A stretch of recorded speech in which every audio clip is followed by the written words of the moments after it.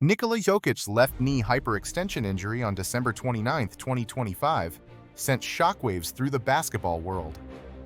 The injury happened in the closing seconds of the first half against the Miami Heat, a moment frozen on film where his pivot foot was abruptly pinned under teammate Spencer Jones, causing his knee to buckle unnaturally backward.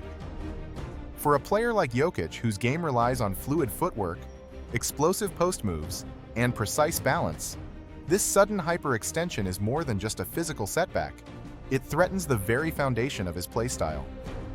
With the Nuggets already missing key starters, losing their three-time MVP disrupts not just their rotation, but also the entire offensive flow, leaving fans and analysts wondering, can the team hold their ground without their cornerstone? And more importantly, how long before Jokic returns to form? The mechanism of injury, in layman's terms, was a brutal physics lesson. Imagine a 284-pound body in motion, suddenly halted when the foot is trapped firmly on the court.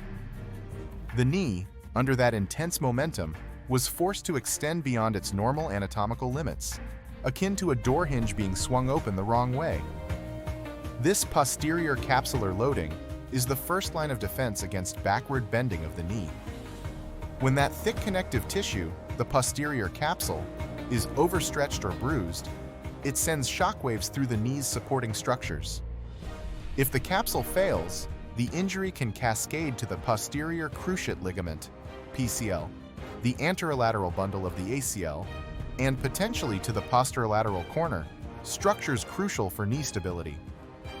For Jokic, whose signature Sombor Shuffle and post-up maneuvers demand absolute confidence in his pivot foot, this injury threatens not only his physical health, but also the neural feedback that tells his brain where his foot is in space. This injury scenario bears a striking resemblance to Giannis Antetokounmpo's left knee hyperextension during the 2021 NBA Finals. Giannis suffered a similar posterior capsular strain, but avoided ligament rupture, allowing him to return remarkably fast, within 10 days. However, Giannis was younger, benefited from elite medical care, and critically faced the psychological pressure of a finals series.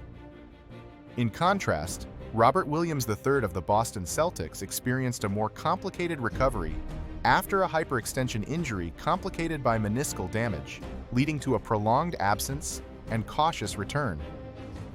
These examples highlight the spectrum of outcomes for such injuries, ranging from a swift comeback to a protracted struggle. Anatomically, the knee functions much like a suspension bridge. The ACL and PCL act as the main cables running from front to back, providing the primary tension and support.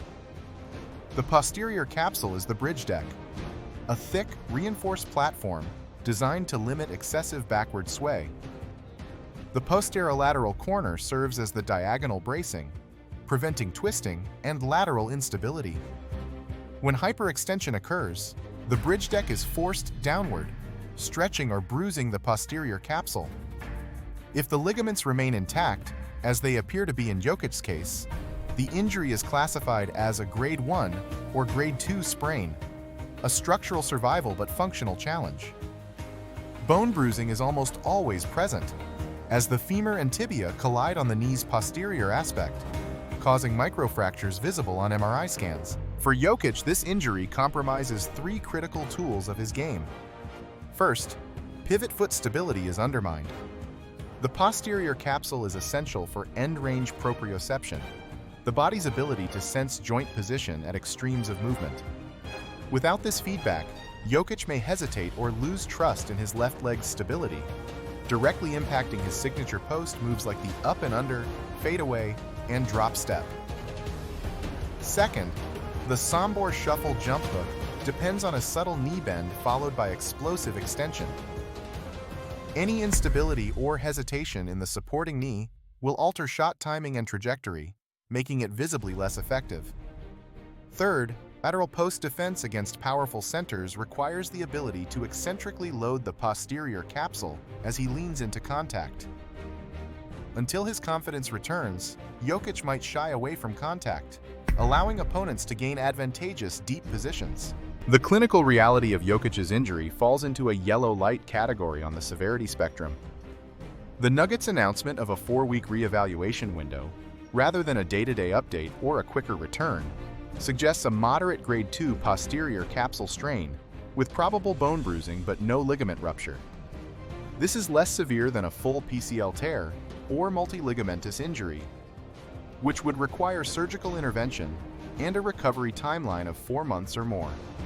The 4-week timeline reflects the cautious optimism of the medical team, balancing the need for healing with the pressures of the season.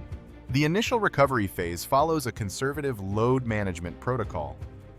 In the first 3 days post-injury, Jokic will undergo RICE, rest, ice, compression, elevation, alongside pain-free range of motion exercises and isometric muscle activations to prevent complications like deep vein thrombosis.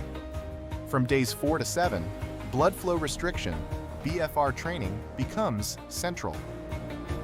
This technique uses a pneumatic cuff to partially restrict arterial blood flow, allowing Jokic to perform low-yield load resistance exercises that preserve muscle mass without stressing the healing capsule. By days 8 to 14, the focus shifts to proprioceptive drills such as balance beam work and single-leg stance on unstable surfaces, progressing to gentle cutting drills at 50% intensity. Swelling management and manual therapy targets soft tissue mobilization around the knee and hip to restore range of motion and reduce muscle guarding. What sets Jokic's recovery apart in 2025 is the integration of cutting-edge technology and biologics. Unlike Giannis in 2021, Jokic has access to advanced platelet-rich plasma, PRP injections, modified to stimulate local growth factors, and possibly bone marrow aspirate concentrate, BMAC, with mesenchymal stem cells to address bone bruising and inflammation. Real-time ultrasound and AI-driven motion analysis monitor his rehabilitation, detecting asymmetries before they become problematic. This modern approach could shorten his return by 1 to 2 weeks compared to historical cases, while promoting safer, more confident reintegration into play. Yet, the physical healing is only part of the battle. Kinesiophobia, the fear of movement and re-injury, is a significant psychological barrier that Jokic will face. Research shows that up to 60% of athletes report psychological unreadiness even after passing physical tests. In basketball, where split-second decisions and aggressive movements are routine, this fear manifests as hesitation on jump hooks, reduced lateral decisiveness, and avoidance of contact. Neurologically, the brain's pain processing centers flag these movements as threats, dampening neural output despite structural healing. For Jokic, overcoming this mental hurdle is crucial to prevent compensatory injuries caused by favoring the uninjured leg and to restore his aggressive post-play. To be cleared for full return, Jokic must pass 3 clinical gateways.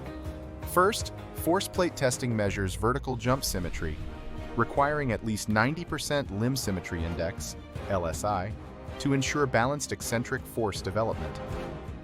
Second, a battery of single-leg hop tests assesses distance and quality of movement, with stringent criteria to avoid valgus collapse or asymmetric landing. Recent studies suggest that for elite athletes like Jokic, clinical judgment may allow slightly relaxed thresholds if movement quality is excellent. Third, sport-specific drills simulating game conditions, 90-degree cuts, lateral post defense against weighted resistance, and jump hook shooting under fatigue are critical to validate functional readiness. Psychological readiness is equally measured using scales like the ACL Return to Sport After Injury, ACL-RSI, with Jokic needing scores indicating confidence, emotional control, and risk appraisal above established cutoffs. If you were managing the Nuggets, would you push for a late-season return to maximize playoff positioning, or prioritize Jokic's long-term career health? This dilemma is at the heart of many injury decisions in elite sports. The clinical evidence supports a conservative approach to minimize re-injury risk, especially given the psychological factors at play. However, the competitive stakes in Jokic's unique role add layers of complexity to this decision. Looking back at history, Giannis Antetokounmpo's rapid return in 2021 serves as a beacon of hope. His younger age, absence of ligament damage, and robust sports medicine infrastructure allowed a quick comeback that still contributed to a championship run. Conversely, Robert Williams III's prolonged recovery, complicated by meniscal damage and psychological hesitation, underscores the risks of slower healing and incomplete rehabilitation.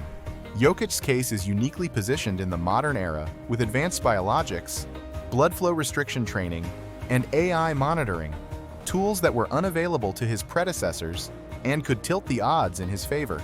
Still, the mental game remains the biggest unknown. Kinesiophobia can silently sabotage even the most physically healed athletes, leading to altered biomechanics, reduced aggression, and ultimately, a decline in performance. For Jokic, regaining trust in his knee is as vital as restoring strength and range of motion. Fans and analysts should watch for subtle signs in his return. Does he favor the right leg in post-ups? Is his signature jump hook lacking lift or timing? Does he shy away from contact on defense? Reduced three-point attempts and early fatigue would also hint at incomplete recovery. Realistically, most elite centers return to play approximately 25 to 30 days after severe lower extremity injuries, but often with a noticeable dip in scoring efficiency during their initial games back. For Jokic, a return between January 20th and 25th, 2026, seems probable if healing progresses as expected. Early minutes may be limited to 20 to 25 per game to manage load, with gradual ramp-up as confidence and conditioning improve.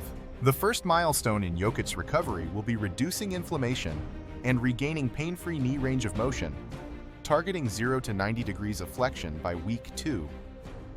Achieving this will set the stage for proprioceptive training and eventual basketball-specific drills.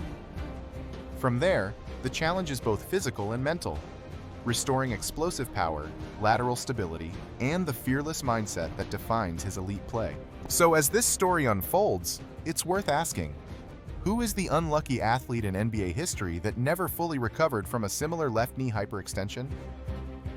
And can Nikola Jokić avoid that fate with the tools and science now at his disposal? Drop your thoughts and optimism grade below. On a scale from 1 to 10, how confident are you that Jokic returns to his MVP caliber form? And while you're here, who else should we analyze next? Is there a specific injury, play, or athlete you want us to break down with the same clinical rigor? Remember, at the Injury Breakdown, we don't guess outcomes, we explain them.